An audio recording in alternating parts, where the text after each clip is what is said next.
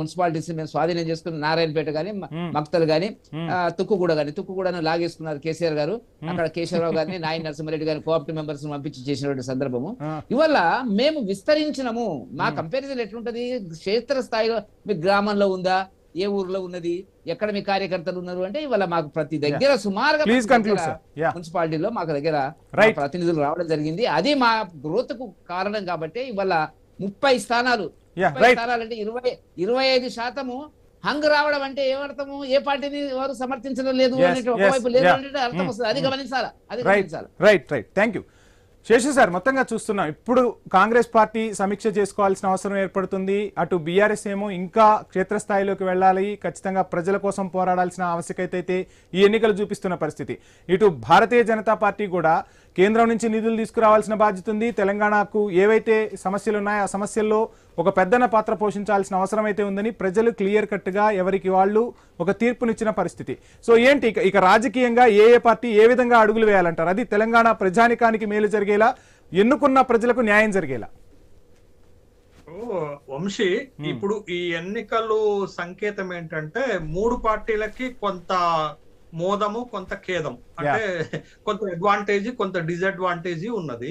But ఇప్పుడు కొత్తగా మున్సిపాలిటీలకి ఎన్నికయ్యేటటువంటి ఈ కౌన్సిల్స్ గాని, ఈ కార్పొరేషన్స్ లో మేయర్స్ గాని, వీళ్ళందరూ కూడా గతంలో లాగా కాకుండా కొంచెం చిత్తశుద్ధితోటి పని చేయాల్సినటువంటి అవసరం ఉంది. అనేక పట్టణాల్లో, నగరాల్లో చాలా సమస్యలు తిష్ట వేసుకుని ఉన్నాయి. ఆ సమస్యలను పరిష్కరించడానికి నిజాయితీగా, నిబద్ధతగా, అవినీతికి తావు లేకుండా చేయాల్సినటువంటి అవసరం ఉంది. ఇందాక బండి సంజయ్ గారు మాట్లాడుతుంటే నాకు కూడా ఒక విధంగా ఏమనిపించిందంటే, అరే కరీంనగర్ ఎన్నిక 100 కోట్ల రూపాయలు ఖర్చు జరిగిందని ఒక మీడియా కథనాలు వస్తుంటే అక్కడ అసలు అభివృద్ధి అనే అజెండా పైన ఎన్నిక జరగలేదు సార్. ఒకవేళ అట్లా జరిగి ఉంటే తెలంగాణ రాష్ట్రంలో 2 స్మార్ట్ సిటీస్ ఉన్నాయి. ఒకటి వరంగల్ ఉంది, రెండోది కరీంనగర్ ఉంది.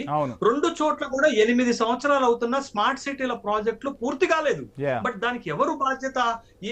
ఏ అజెండా పైన ఎన్నిక జరిగింది అనేటటువంటి విషయం అందరికీ చాలా స్పష్టంగా అర్థమవుతుంది. అయితే ఇప్పటికన్నా నగరాల అభివృద్ధి జరగకుండా, పట్టణాల అభివృద్ధి జరగకుండా ఒక తెలంగాణని ఒక గొప్ప రాష్ట్రంగా మనం చూడలేమనేటటువంటి విషయం ఈ కొత్త పాలక వర్గాలైనా మంచి డెవలప్మెంట్ చేయాలని ఆశిద్దాం. తర్వాత కాంగ్రెస్ పార్టీ ఈ స్థాయి విజయం సాధించడానికి ఒకటి వాళ్ళు అధికారంలో ఉండటం కారణము, రెండోది చీఫ్ మినిస్టర్ చేసినటువంటి ప్రచారం రెండో కారణము, మూడోది వాళ్ళు పోల్ మేనేజ్మెంట్ కారణము, నాలుగో దానికి వచ్చేసరికి ప్రతిపక్షాలు ముఖ్యంగా బీఆర్ఎస్ గత ఓటమిల నైరాశ్యం నుండి బయటపడకపోవటం అనేది దానికి ఇబ్బందికరంగా ఉంది. అది కాంగ్రెస్ కి అడ్వాంటేజ్ గా మారింది.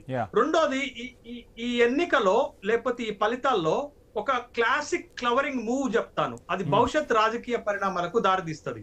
అది ఏంటి అని అంటే, మీకు కేతనపల్లి మున్సిపాలిటీలో బీఆర్ఎస్ సిపిఐ పొత్తు పెట్టుకొని ఆ మున్సిపాలిటీని గెలిచాయి.